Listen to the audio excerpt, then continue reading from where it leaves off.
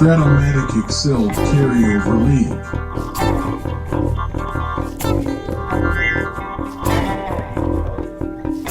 Brought to you by the Shrimp Troller.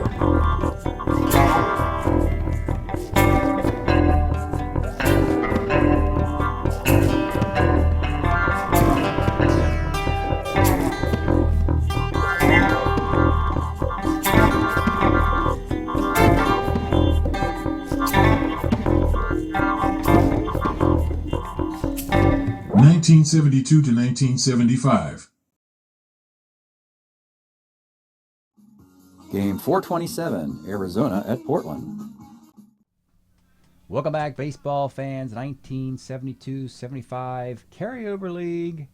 We've got an exciting series tonight from the National League Mountain Division, the division of 4 expansion teams. A battle between the Arizona Diamondbacks and the Portland Rosebuds out in the Pacific Northwest. Arizona has brought their hot temperatures to the Pacific Northwest for this battle. Let's just show you what's taking place. Game 1, opening up in Portland in a best of 7. It is Jim Willoughby for the visitors, and it is Bill Butler for Portland. Willoughby has a big year as a starter 8. Butler so-so year as a starter 5. Advantage for the visiting team.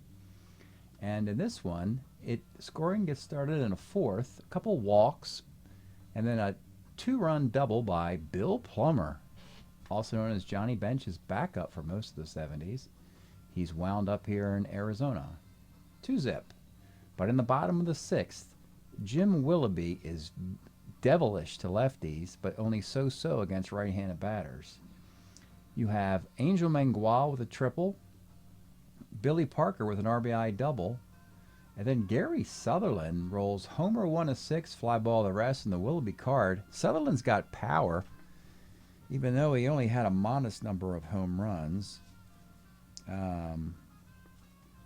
He had 6 homers and 558 plate appearances, and they gave him power, and there's one of them.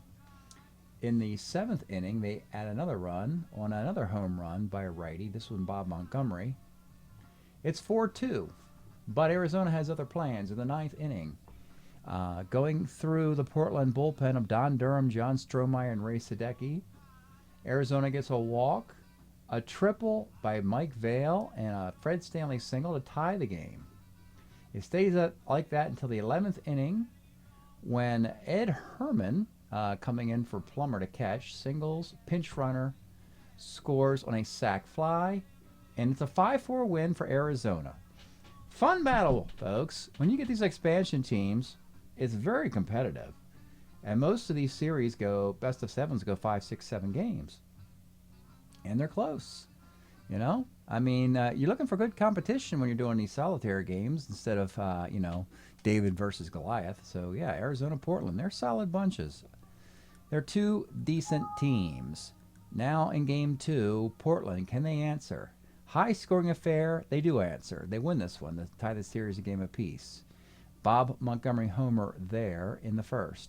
4th inning, they bat around off of Arizona starter Jeff Zahn with 3 singles, a walk, and a 3-run homer by Art Howe, who's probably a young rookie in this era, making it 5-zip. It's 5-2 after a Breeden triple and a Braun single. Then they really rough up reliever Bruce Del Canton and Gary Peters do Portland with a Dave Rossello 3-run homer. He has power as well. Very strange. This is an 11-2 game, and then Arizona makes it interesting in the 8th, trying to come back down 9. Single, triple, walk, walk, single, KK, walk, double.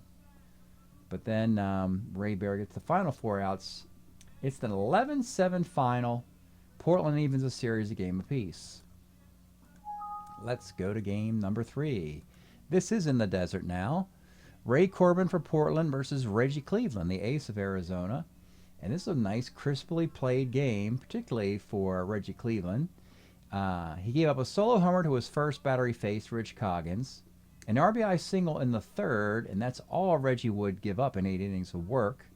Darryl Knowles gets a save. It's a 5-2 win, beating Ray Corbin. Arizona did its damage in the 6th and 7th innings. 2-run homer, Hal Breeden.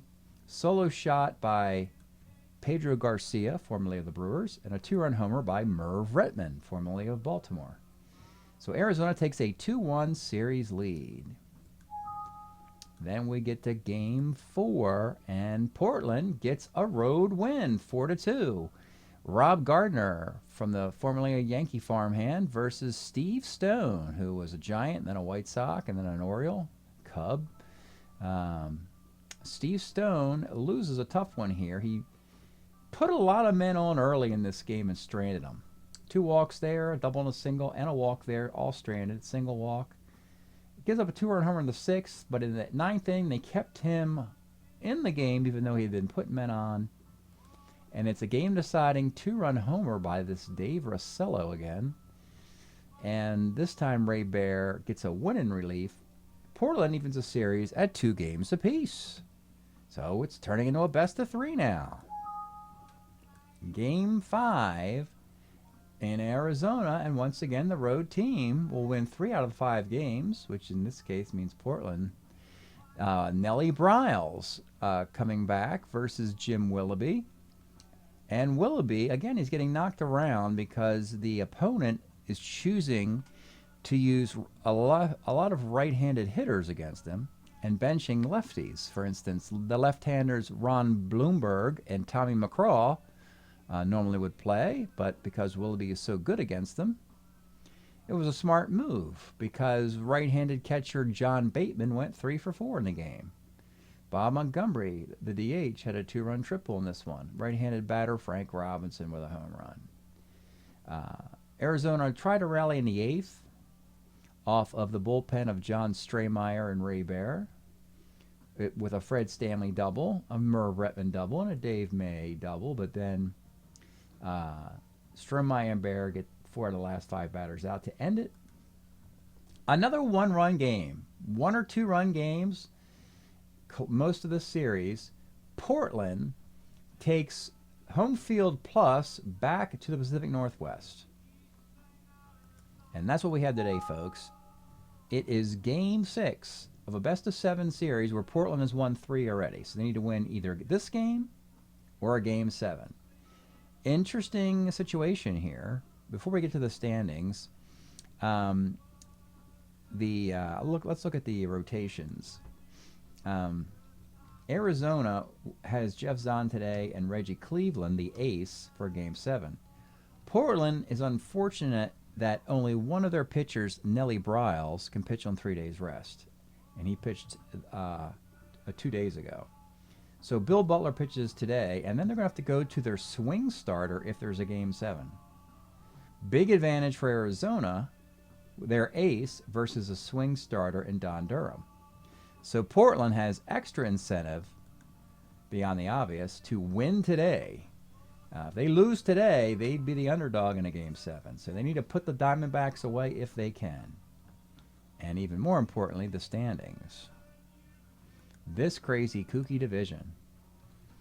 Portland's currently in first with Las Vegas a half back, Colorado a game back, and Arizona 2 back.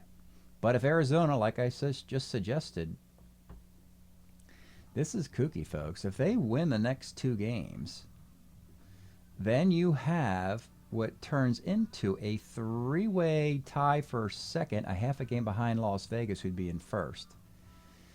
Vegas would be 14-13, and the other 3 teams would all have 500 records. You see, Portland would go to 13 apiece, Arizona would go to 14 apiece, Colorado 13 apiece, and Vegas 14-13. So that scenario is very possible going into the All-Star break. It's like pulling names out of a hat to win the division. But, hey, they're fun games to play. They really are. You're not going to find many Hall of Famers. You'll find an occasional Hall of Very Gooder in this. For the Diamondbacks, it'll be Jeff Zahn. In 74, he was a Dodger, very young. Only pitched 80 innings. Was a starter relief, though. 3-5 with a 2.06 ERA. And he will battle Bill Butler for Portland. Bill was with Kansas City, and then he moved to Minnesota with this card.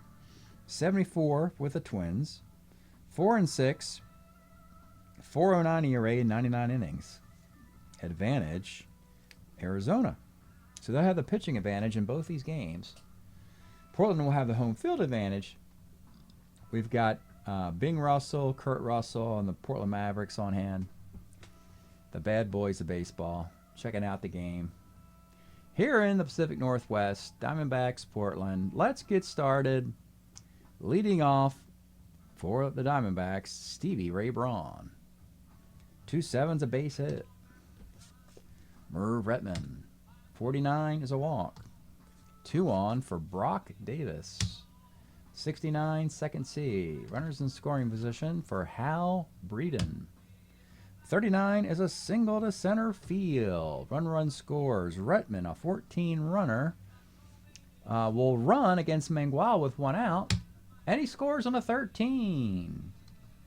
Being a little gutsy early on here. 2-run single. Runner at first, 1 out. It's Dave May.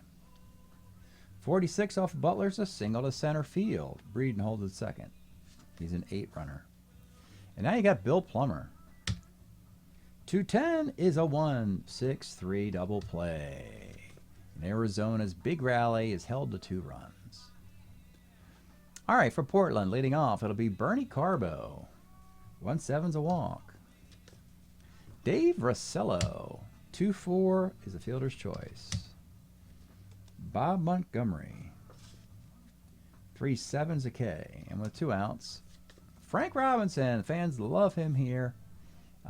Will finish his career in this expansion city, selling tickets, putting the city on the baseball map. Frank Robinson, 58, off the Zon card is a fly ball to right. Top of 2. It'll be Mike Vail. 3-6 is a K. Fred Stanley, 58 is a K. And with 2 outs, it's Dale Maxwell. 2-6 is a walk. Back up top, this Stevie Ray Braun. 39 is a fly to right field. Bottom of the second, Angel Mangual. 2-6 pops out. Tommy McCraw. 2-6 is a base hit. Art Howell. 37's a K. And with 2 outs, it's Billy Parker. 2-8. That's a K. We go to the third. Merv Retman. 5-10 is a walk. B. Steeler. You have Bateman's got a -1 arm, so we'll stay put, being held on. Brock Davis. 46 off Butler is a base hit in the center. Retman will hold at second. If it was 1 out, he'd be tempted to go first to third, but with 0 out, let's go for the big inning. Don't take any necessary risks with a 2-0 lead. It'll be Hal Breeden. 68, he flies to left. Dave May. 66, he strikes out. And with 2 outs, it's Bill Plummer. 45 off the Butler card. And they've been doing all this damage off the Butler card. 4-5 is the triple 1-16 double. That's why his ERA is so high right there. That is a 2-run triple. And we got a 4-0 game. Butler pitched very well first time out. It's a different story today. Explains his over 4 earned run average. Mike Vail. 1-7. Let's take a look at a card here. Here's Mike Vail. Vail was a Met and a Cub, known to be a great pinch hitter. Had several seasons over 300. He had 298. He had a 335. I think a 333 in there. 302 this one for the Mets in 75. They tried him at third. They tried him in the outfield. They liked him at the plate a lot more. 1-7. Triple 1-9. That's a single. And we have a 5-0 game. Fred Stanley. 1-6. And that's a fielder's choice. 5-0 visitors. This is the scenario that Portland did not want to get into. Arizona taking control in Game 6, then Portland having a major pitching disadvantage in Game 7. Not only are you using your swing starter, it also means you're 1 man short in the bullpen. They've run out of pitchers. So Portland needs a comeback in a big way today. Bottom of the order, the number 9 hitter, John Bateman. 2-8 is a K. Back up top to Bernie Carbo.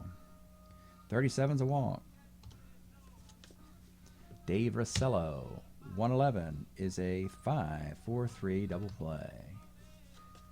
Gloomy start in Portland with clouds coming in.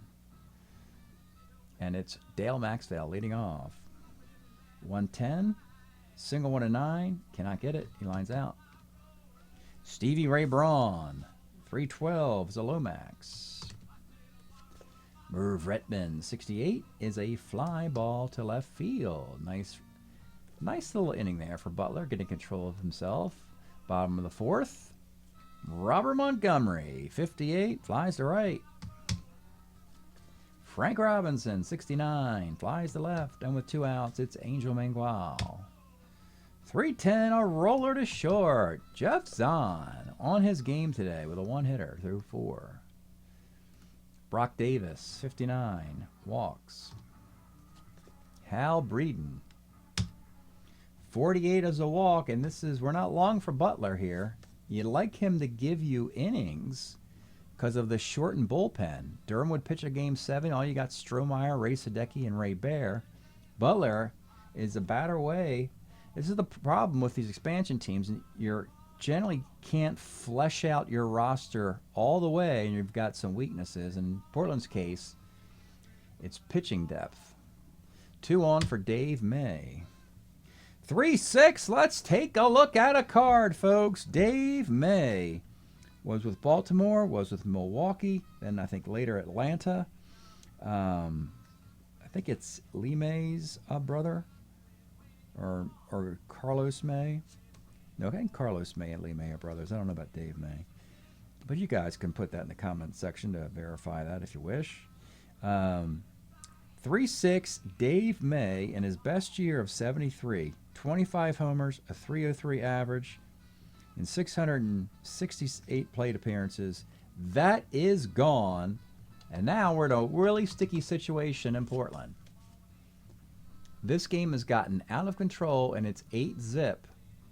And Butler's at the point of weakness, but I almost think you just have to go to the mound and say, look, kid, just do what you can to get out of the inning. I know you don't have it today, but we got 15 outs to get, and we got to save our pitchers for the game 7 that's pretty imminent. So Butler, the point of weakness dots, that's what they're there for. They're all on the card, and they're all lit up now. And Bill Plummer is digging in the batter's box. Here's the pitch to Bill Plummer. 1-6 flies to center. Mike Vail, 2-8's a K. And Fred Stanley, 33, pops to short. Well, the pep talk worked for Bill Butler. Got 3 up and 3 down after giving up the 8 dismal runs. Bottom of the 5th. Let's pause a moment for station identification. This is the Shrimp Trawler video channel. Este es el canal de videos de camaroneros. Okay, licorice iced tea. You ever try it? Great on a hot day. Bottom of the 5th. It'll be Jeff Zahn working on a 1-hitter with an 8-run lead, facing Tommy McCraw. 4-9, short X. This is Dale Maxwell, 2E19. And a good thing to have when you have a lead in a game, a solid shortstop to prevent a comeback. Art Howe, 49. Single 1-16, gets it.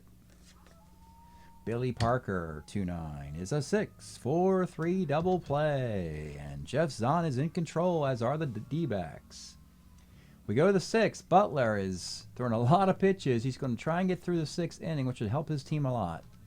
Dale Maxwell, 1/8's a single. Back up top to Stevie Ray Braun.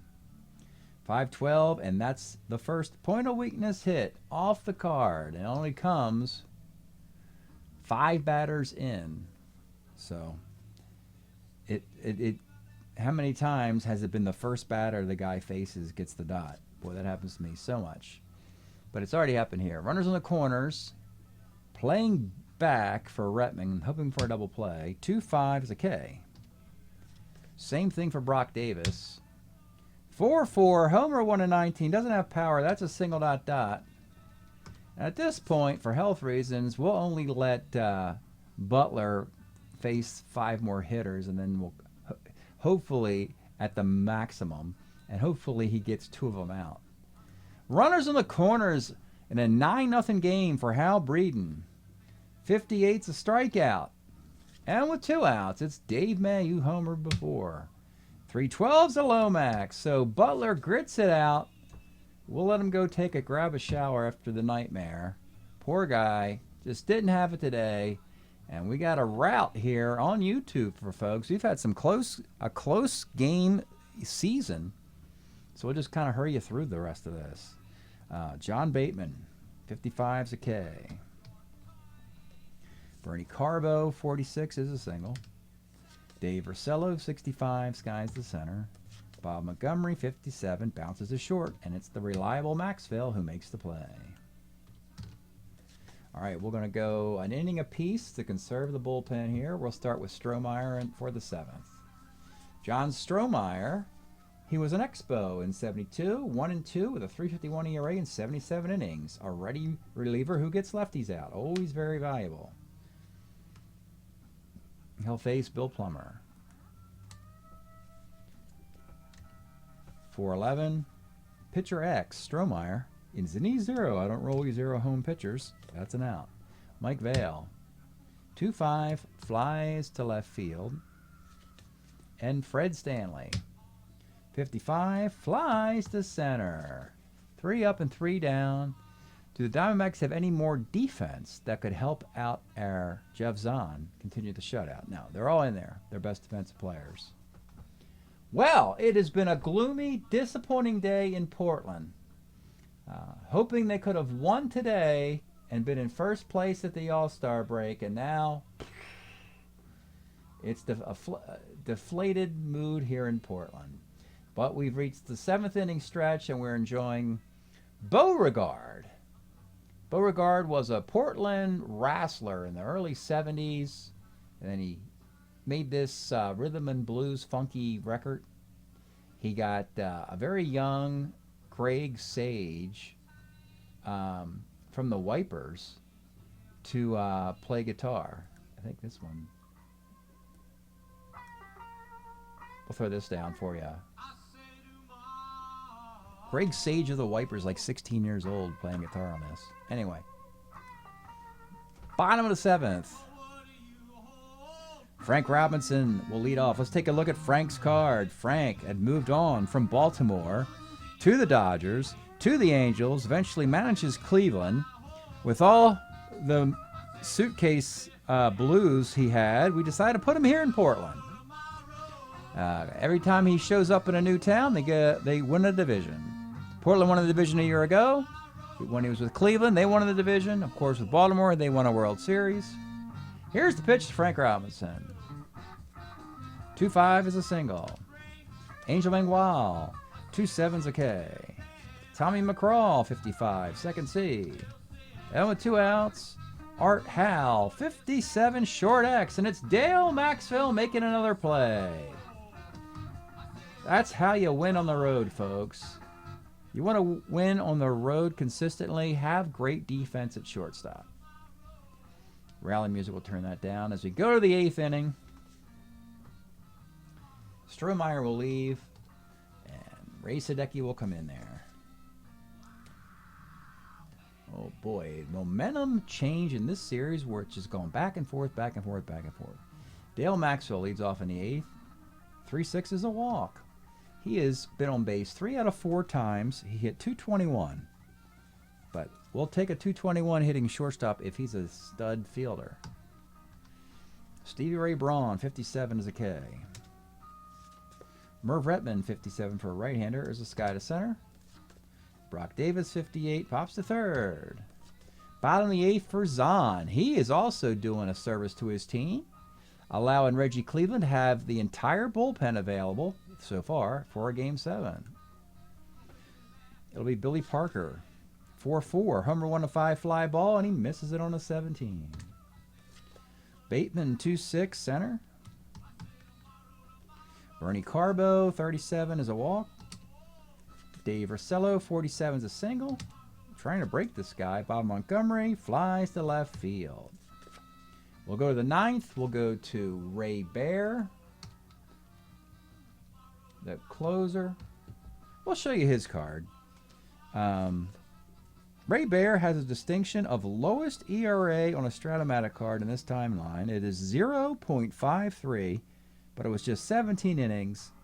And when you add in the hits and walks, the whip is about $1.25. So he's kind of okay. I mean, it's better than okay. Just no home runs and no runs allowed. But singles and walks on the card. I'm sure if it was an 0.53 ERA with no way to reach base, Strat-O-Matic probably wouldn't have printed it, figuring that it would be overused and mismanaged. But this Ray Bear card doesn't really matter. It's not gonna make his team elite by overusing it. In the 9th, Hal Breeden will lead off for Arizona. 64, third X. Third baseman is Mr. Art Hal, 40-35. Eventually he gets a good glove, but right now he's not. He just made an error.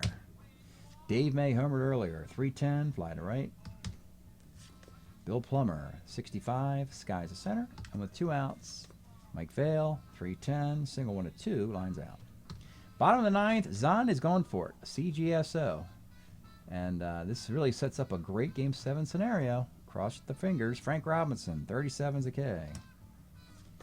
Angel Mangual, 56. Second X. We got Fred Stanley at second, 316. They're going to get a single off of him.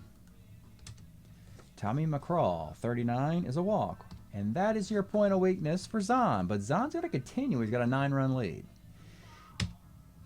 Art Hal, 64, third X. And this is problematic. It's Stevie Ray Braun is terrible. 40-37 without a defensive replacement. That's a single. How interesting will this inning get, folks? A broken pitcher with a 9-run lead and the base is loaded. It's Billy Parker. 211 is a 6-4-3 double play to end the game. Just when you thought, not that they were going to come back, but just when you thought, hey, they get a run, maybe hit a point of weakness dot off the Zahn card, the game is over. Jeff Zahn and Arizona dominate Portland in their ballpark in Game 6 by a score of 9-0. Zahn, well, we'll just go to the stats and the standings later as I give you the results of the Game 7 coming up. And again, it will be Don Durham, former St. Louis Cardinal, pitching for Portland versus Reggie Cleveland, who was a member of the St. Louis Cardinals as well. Actually, they may have been teammates in '73. Actually, Cleveland was on the Cardinals in '73, and Durham was on the Cardinals in '72. So we'll give you the results of that at the end of the video, show you the standings and stats, so stay tuned. All right, baseball fans, here is the box score of the Game 6 you just saw, the 9-0 shutout of Jeff Zahn. 7-hitter, 4 walks, 7 strikeouts in his complete game. Bad day for Bill Butler. 6 innings, 10 hits, 9 runs, 5 walks, 6 strikeouts. And the bullpen had just individual innings, just a walk and a strikeout. So they are all available in limited capacity a bit, but all hands on deck for Portland. We're letting this thing slip away. They came up to a Game 7, something they didn't want to face.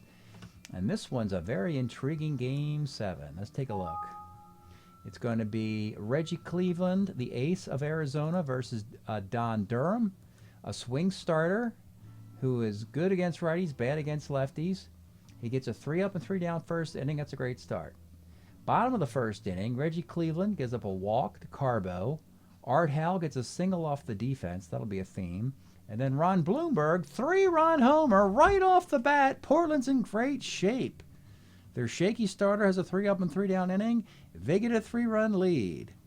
But then Reggie Cleveland settles down, and Arizona starts getting it cranked up against Durham. In the second inning, walk, single, RBI, single, Ed Herman. It's 3-1. In the third, single, single. After 2 outs and 2 runners on, Mike Bell hits a ground ball to Art Howe at third base. He commits the error, and then that scores a run, and then Ed Herman RBI single. It's a 3-3 tie. In the fourth inning, a walk single, ground ball scores a run. Another walk is stranded, but Arizona has a 4-3 lead. Reggie Cleveland settles down. Bad first inning, the top of it, then he settles down nicely. It comes unglued finally, completely, for Durham in the fifth as he's pulled. After a strikeout, a single, a walk, a single, and now he's gone 4 1/3 innings, giving up 8 hits, 7 runs, 4 earned, 5 walks, 4 strikeouts. And the other 3 pitchers are going to have to finish this game off. Strohmeyer, Sadecki, and Bear. They start with Ray Sadecki, and that was not the answer because he allowed the inherited runners to score. It becomes an 8-3 game. But Portland rallies in the bottom of the fifth off of shaky defense from Arizona. They get a double off the 4 left fielder, Brock Davis. They get a single off the 4 third baseman, Stevie Ray Braun, and it's an 8-4 affair. Then in the 6th, it's an 8-5 affair. And that is how the game would end, 8-5. Reggie Cleveland goes 8. And the reason we let him pitch that long with 5 runs allowed was because it was his defense who kept gumming up the works for him. He would have gotten out of this game much quickly. He only gave up. He only put 11 men on, and at least 4 of those were because of defense. Darrell Knowles gets the final 4 outs. Arizona completes the comeback by going to Portland and winning games 6 and 7 on the road. The Arizona Diamondbacks have won the series 4-3. So let's take a peek now. We'll look at stats first because that's easy to figure out before I go to the standings, which is chaos. Arizona on the year is hitting .273 with a .413 earned run average. Reggie Cleveland, the ace, is 5-3 with a complete game. Darrell Knowles and Dick Bainey each have 4 saves. Hitting, well, they have Hal Breeden has 6 homers and 25 RBI to lead the club. He could be their all-star. Stevie Ray Braun is 37 for 110. He's hitting .336. He could be their all-star. Somebody has to be. Could be Dave May as well. But, yeah, there's contributions all throughout this. They're a 500 club. They're 14-14. Let's take a look at Portland. Portland, with a series loss, moves out of first. They're 13-13. They're hitting .281 with a .452 ERA. Nellie Briles. The difference of the series was Nellie Briles was not available for a Game 7. And that was because in their previous series, Portland was taken to the limit in the number of games played, whereas Arizona got swept 4 straight in the previous series, so they had a bunch of days off. So they were able to finagle their pitching rotation, advantage of Arizona. Anyway, Nellie Briles is 6-2, 21 runs in 61 innings. That's an ERA of right around 3. 13-13 club. Ray Bears 4 saves. Not a lot of power except for Bob Montgomery. Oh, Frank Robinson, excuse me. Frank has 8 homers, 19 RBI. Bob Montgomery has 4 homers and 14 RBI. Not sure who their all-star will be because Frank Robinson is just 24 for 90. Dave Ursello is 30 for 93. He actually could be at the shortstop position one of the best hitting shortstops in the carryover league, which is a little bizarre. Plus, Dave Ursello had 1 homer on his card. He's got 2 of them in the season. That's bizarre. But speaking of bizarre, let's take a look at the standings, folks. And yeah, it gets there's a lot of jargon here I gotta take you through. But right now, look at the incredible circumstances. And this is what schedule makers and league commissioners hate. But I think it's going to be curious and fun figuring this mess out. You know, in the 2024 baseball season, in the National League wild card race, there was like 6 teams within a game of each other. Could you imagine if it was a 6-way tie for the number 5 and number 6 seeds in Major League Baseball's wild card race? Well, in this scenario, Vegas is the game over 500 in first. All the other teams are at 500, a half game back. And so, as the postseason tournament begins, Vegas will be the first place team. They'll play a second place team, and third and fourth will meet. Here is the tie-breaking scenario for second, third, and fourth as everybody's tied. Portland beat Colorado 4 straight, and they only lost to Arizona by 1 game, so they're +3 in head-to-head. Colorado beat Arizona 4 straight, but they lost to Portland 4 straight, so they stay at 0. And then Arizona beat Portland, but only by 1 game. They got swept by the Rockies, so that means they're -3. Between the 3 ball clubs, you see Portland beat Colorado, Colorado beat Arizona, Arizona beat Portland. So the tiebreaker is not amount of games in this situation. Portland's +3, Colorado's 0, Arizona's -3. So we gave Portland the tie-breaking second place, Colorado in third, Arizona in fourth. Basically, the incredible part about this is Vegas could be eliminated in the first round of the tournament if they get wiped out by this team and these 2 teams play a long series. So nothing is guaranteed to anybody, including the team in first place. This is going to be a fascinating first round of the tournament where one of the 4 teams, it's almost like playing musical chairs here, one of these 4 teams isn't going to get a chair and is eliminated in the first round of the postseason tournament after the All-Star break. So that'll be a wild story to follow. The tie-breaking procedures and how deep they get and how deep I have to take them. But this is the first time I ever had to put tie-breaking symbology in here to remind me of what the how I broke the tie. So that's how it has played out. Break up the Arizona Diamondbacks for messing up the entire calculus in the National League. They do indeed beat Portland 4 games to 3. Thanks for checking it out, and we'll see you next time.